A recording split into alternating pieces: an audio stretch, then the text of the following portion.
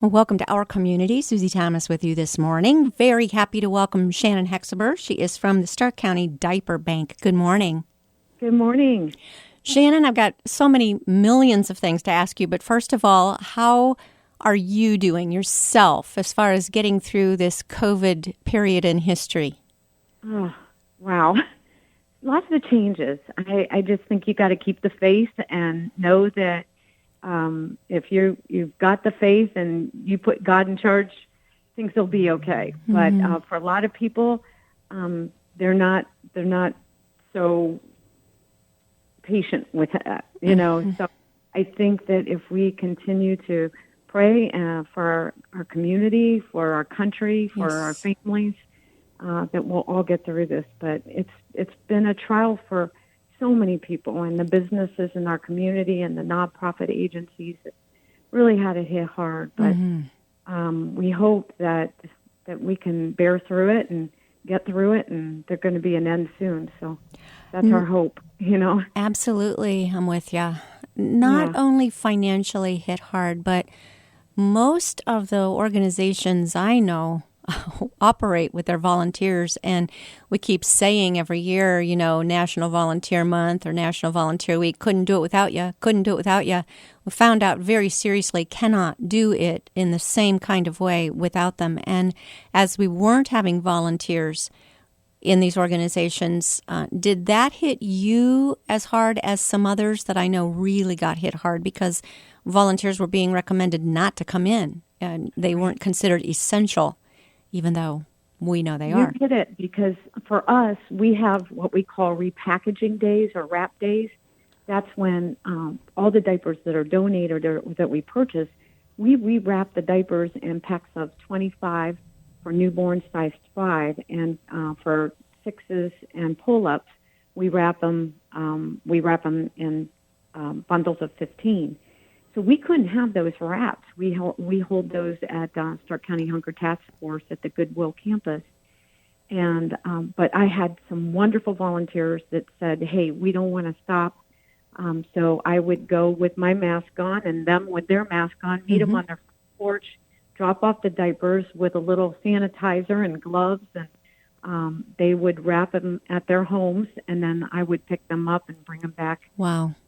Here to distribute to the distribution partners that we have. So if we wanted to have them as a team, but it was a little more legwork for me, but on the other hand, it filled their time too. I found that they wanted to do it because they want to be a part of the diaper bank, but two, because a lot of them were wondering what to do with their time. And it was for them a good thing that they felt like they were giving and doing despite being penned up at home, you know, so, yeah. Yeah, there's only so many times you can rearrange your silverware drawer.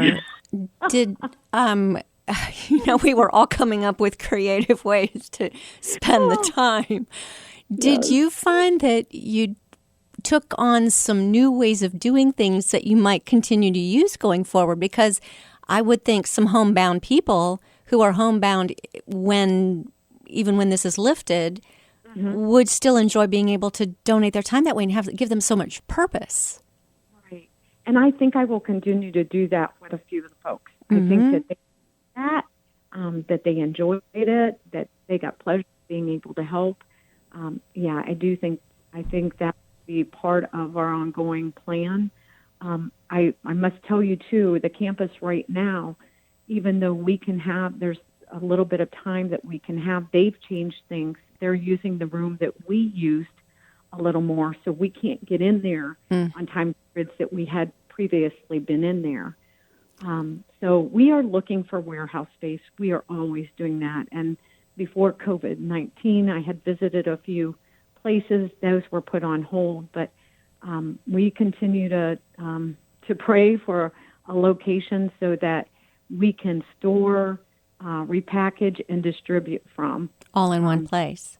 Yeah, all in one place. So do you have an area in mind? I'm wondering if maybe someone listening here has something that might just do the trick. We need about 700, I'd say, to 900 square foot of space. It could be in a warehouse. Retail space really doesn't work because we need a large door to get double doors with, shipment that you can get shipped through. Because if we are able to have a location, then we can order diapers from the National Diaper Bank at a reduced cost. So our diapers would cost 15 cents a piece. Wow. But we have a minimum of 30,000 diapers to order. Because the order is so big, they mandate that you have to have dock doors to get in, that you have to have some type of an equipment to move the inventory. So we're kind of looking for a space like that. A couple of wonderful people have offered more of like retail type spacing for us. And one church offered us a space as well, but they don't have dock doors or those kind of things that we are mandated by the National Diaper Bank to have in order to get a large shipment. Wow. I didn't know there was a National Diaper Bank. So that means that this organization that you started, about a year ago? Yeah, it was October of 18 is when I first visited. I attended the National Diaper Bank Network conference. Then I told my husband Ray, I said, I'm going to start a diaper bank. We're going to gather. We're doing this. Doing this, yeah. But they are amazing. They're very supportive. They just provided us with a grant to help us move forward in getting a location to put the diaper bank. And there's over 200 diaper banks across the country that are members of the National Diaper Bank Network. So you don't really need, or do you need people to donate diapers or probably finances? What organization is going to turn down finances? As far as donations, what do you need to do the Stark County Diaper Bank? We need diapers all the time. All the time. Okay, you still need diapers even though the National does provide, 30,000? Yeah, they don't provide them for free, so we have to buy those. Got it. So nothing, that's not free. No free lunches or free diapers. We have to buy them, right? We purchase the diapers from them. They just provide it to us at a reduced rate, and that's through Huggies. That's wonderful. A reduced rate to the bank to its members. So you said 15 cents per diaper is what your cost is? Awesome. That would be through the National Diaper Bank Network. Now, how do we donate so that you can have a good supply? You can donate through our website, starkcountydiaperbank.org. Do you spell that all out? Yeah, just starkcountydiaperbank.org. .org, easy enough. Okay. There's a donate tab. You can also go on our Facebook page, and that is Stark County Diaper Bank. Okay, awesome. Facebook, Stark County Diaper Bank. Okay. So you make it so nice and easy. All right. While I'm writing this down, I need to ask, diapers, finances, do you plan to hold any fundraisers, or is it just pretty much strictly right now going online and donating that way? We had planned a fundraiser for May, of course, during Mother's Day week. Yeah. So we took that online. We did bring in, I had just put in for 5,000 diapers. I didn't want to go too high because I know people were up against so many struggles in their own life. So we raised 8,000 diapers through that. I also reach out to organizations. The Junior League of Canton recently gave us a wonderful donation. The Altman Women's Board gave us a donation. Paramount. So organizations are who want to do drives, with diaper drives or fundraising events for nonprofits, see the need in our community, know the expense, because a lot of these women also have purchased diapers and are so glad when, having to buy diapers for their kids is over, because it's a big investment. Yeah. So they can get their arms around the fact that diapers are so expensive. Women or families in need of diapers can't buy any diapers with WIC or food stamps, so no government assistance really provides them an opportunity. That is so mind-blowing, and I don't want that to pass by anyone unheard. Say that again, because that is unbelievable. Yeah, I think that's what really made me get more involved with this, because if you are receiving government assistance, so let's say you make minimum wage, you're a single mom, you have maybe one or two children, you're trying to make it on a budget, and you get government assistance, you cannot use food stamps or WIC to purchase diapers. Wow. Yeah. That is mind-blowing. So what are people expected to do? They're also taxed. So, my gosh. In addition to being expensive. Yeah. And then the people with the most need live in areas that are far away from maybe like a Walmart or a Sam's Club or Aldi's or someplace where they can get diapers that are reduced, cheaper, less expensive. So they're going to the corner CVS or a small store where the prices are higher. So they're actually paying more because they're lacking transportation. So they have less funds. They're paying more for diapers. It's a big hardship in families. Yes. It really. Well, and I'm thinking that anyone who struggles to be buying diapers, then also is struggling to be buying laundry detergent and so forth. So if you try and go the cloth route, first of all, those are not inexpensive. But then you have the bacteria and so forth, making sure that they really get good and clean. If you don't have a washer and dryer and you're constantly having to go to the laundromat, that's expensive. You're paying for laundry detergent. It just seems like it's a healthier way to go to have the disposable diapers. I know that was when we were having the discussion while I was having babies. That was my stance was some things deserve to be disposed of. Diapers that's one thing that absolutely ranks on my list of things that ought to be disposed of just because the babies are healthier. I noticed that. Right. Do you have a good argument of why disposable diapers are important for people who might be struggling in other areas? Well, I think you hit those points, but the National Diaper Bank, where they don't advocate against cloth because of some of the diaper banks actually carry cloth diapers as well. For people whose children you may suffer from diaper rashes and can't, wear diapers. But the concern would be a lot of people in need of diapers also don't have washers and dryers in their home. So they're going to laundromats, and laundromats don't accept, cloth diapers. Well, there you go. You're not allowed to take a diaper to a laundromat, then there you go. Right. Yeah. So that's why, again, understanding the needs that, is it good for our earth? Perhaps not, but it's in the best interest for the children and the families that are needing diapers. So. Now, you mentioned pull-ups as well, which were developed. They were invented. I was saying at the time, why doesn't somebody invent disposable, pull-up pants? And then they did after we no longer needed them. But so happy that they exist now for people. Talk about the advantage of that by keeping a child in those, for as long as they need to be. Right. And, sometimes it takes a child longer at night to get to the point where they can go through the night without diapers, and pull-ups are obviously effective.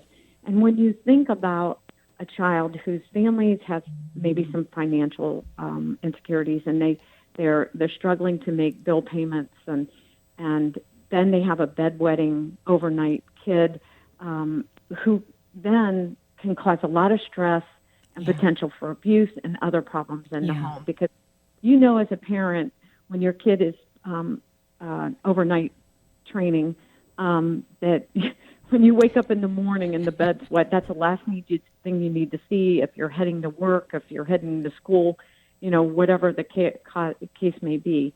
So we really think that's an important thing to provide those as well. And we've just actually started getting to the point where our bank supplies are up enough for newborns through 6 that we're starting to spend some money on purchasing pull-ups as well.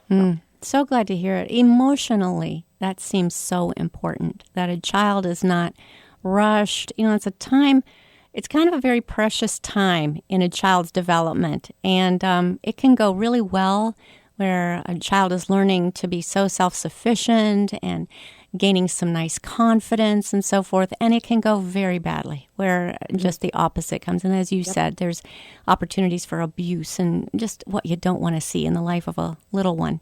So yay, you provide preemie all the way through pull-ups? Yep. Wonderful. All right. We're talking to Shannon Hexamer. She is the founder of the Stark County Diaper Bank, and we'll be back after these words. You're listening to Our Community. Welcome back to Our Community. Susie Thomas visiting with Shannon Hexamer, who has founded the Stark County Diaper Bank. Love when a fellow PR person launches something because everybody knows about this. You've done a great job of getting the word out that you're here and you're available.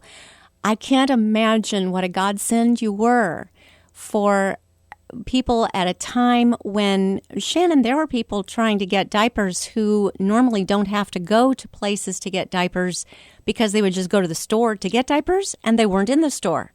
So did you find more of a need as we've gone through the last 3 months of isolation and COVID and everything else that brought on with it?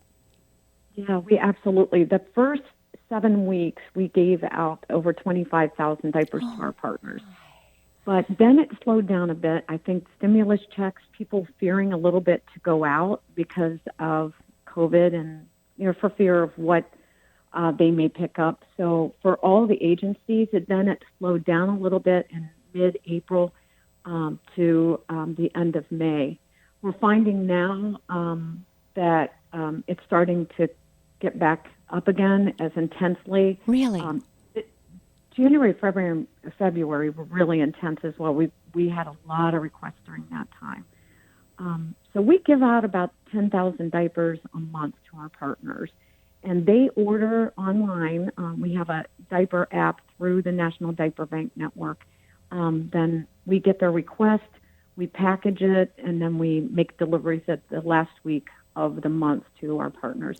Yeah, sometimes go ahead. They go, I was going to say, let's make that really clear that people don't come to you for diapers. You provide them to organizations who provide them to their clients. Right. We don't distribute diapers through the diaper bank at all. Mm-hmm. We distribute diapers through partners. And these partners have the ability to assess the needs of the clients or the families that come. Because sometimes they don't just need diapers. They might have food insecurities. They might have clothing insecurities. They may need social service assistance. Yes. So the partners we pick, that we select, are those that can assist in many different ways to families who are searching for assistance. And I know with this whole COVID-19, as you had asked me, did we see an increase?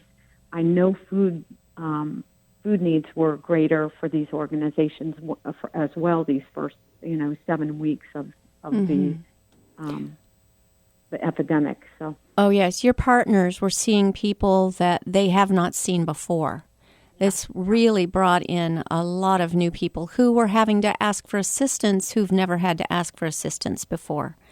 But this was just such a strange thing to have happen. It really was eye-opening as far as being prepared for something like this. You kind of always heard we need to be prepared. What if there was ever a global pandemic? And you kind of go, well, yeah, that would be awful. And then you go through it. I don't know.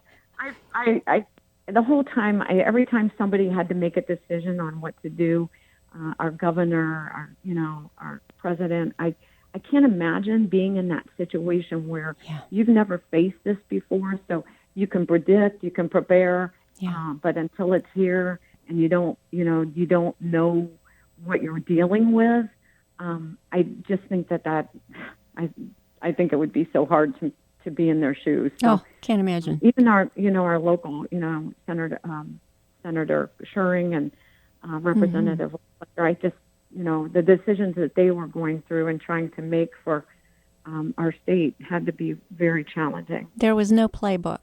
But as you said, I think in the first couple of minutes here, prayer is so important. Praying for the wisdom of our leaders to be able to know what the next step ought to be, because we don't know what tomorrow brings, but we know who holds tomorrow. So that's I think the main thing we can do is pray for wisdom for our leaders, and then and not be too hard on them, because there is no playbook at all. They're doing the best they can too.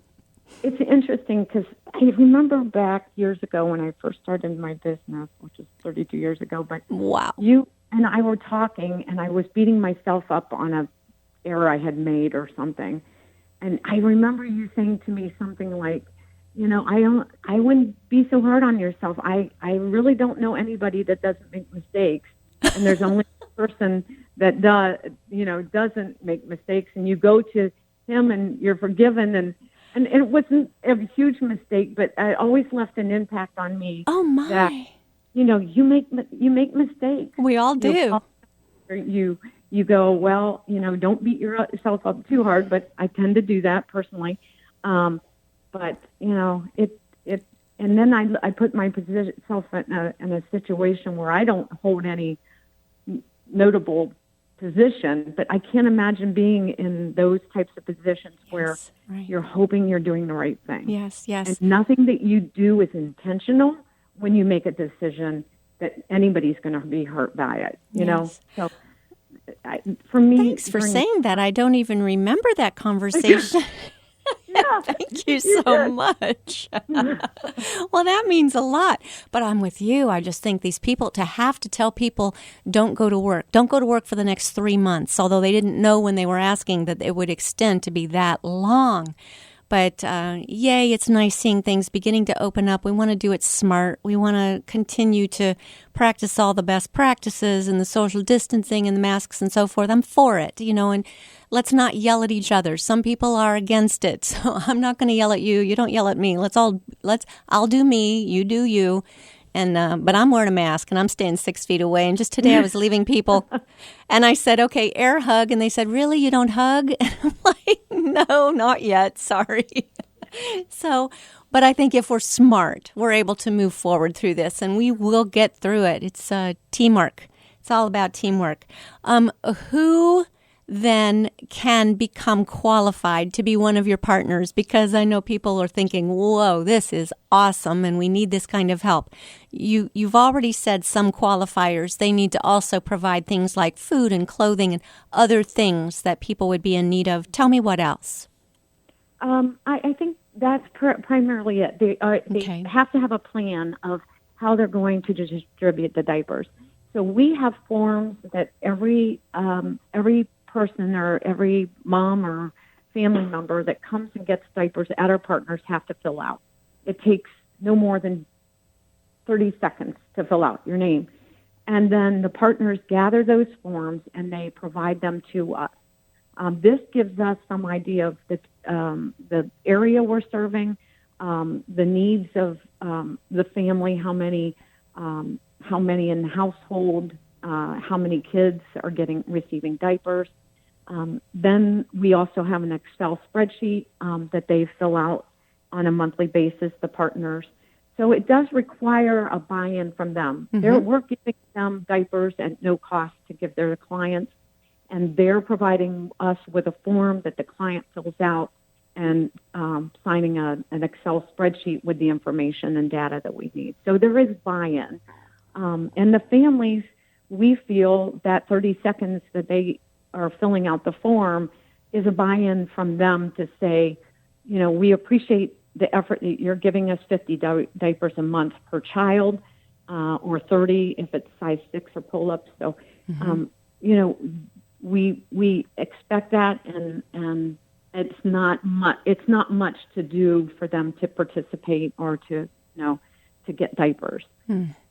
And we just through this COVID-19, we picked up COVID-19 relief distributors that weren't actually partners, but we picked them up because we felt there were areas that were underserved that we thought would be beneficial to receive diapers. So Bridgepoint, Community Services out of Canton South, Osnaburg Supports out of East Canton, Lake Township Fish out of Hartville, the Urban League was one of our additional. So we picked them up. The Bin, which is in Sandy Valley area. We picked these 5 COVID relief distributors up because we felt like we wanted to get more widespread in the community. How many partners does this make now? Well, they are not going to be ongoing partners. Forever, yeah. Got it. Actually, Lake Township Fish, we just onboarded them as a ongoing partner. Bridgepoint has submitted an application to become one of our partners. So we are looking at where we go from now, what next partnerships. Again, unless we get this warehouse that I'm dreaming of, we can't be in too much because we're still in my home.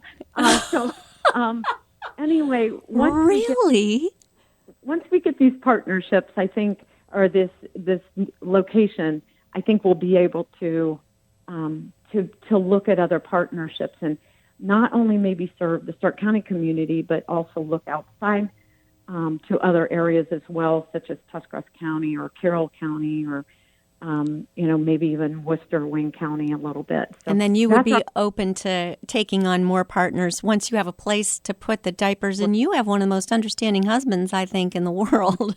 I think he enjoys watching me wrap diapers. I don't know. And honestly, we have a combined family of 4 kids, and so when they moved out, we just filled their space with diapers. Their rooms, yes. Instead of becoming guest rooms, they became little mini warehouses. Right. Got it. All right. Well, I think somebody listening is thinking, oh, I know just the place. And how do they contact you, Shannon? My number is 330-806-9278. Again, 330-806-9278. You can give Shannon a call. You can go to starkcountydiaperbank.org. You can find them on Facebook at Stark County Diaper Bank. Shannon Hexamer, a lot of people get the idea. Very few follow through and make this happen. And how can we thank you for all that you have done and all you mean and continue to mean to people in this community who are truly in need? Thank you so much. Thank you. It's not just me. There's a team of us that great women and our one guy on our board who's been wonderful. And we can't. I didn't do it alone. There's a lot of support and help, and our partners are awesome.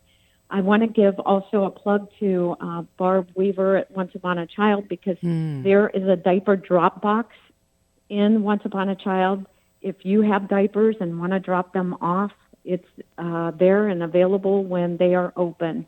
Awesome. So we're always taking diapers, and if you want to have a diaper drive, there's a link on our website. You can sign up and have a drive for us as well. So awesome. We appreciate greatly that support. All right, we'll do that. Absolutely. Go to the website and do that. Shannon, thank you to you and your team for all you do in our community. Thank you, Susie, for your help. I really appreciate you telling the community what's out there and how to get involved. Appreciate it.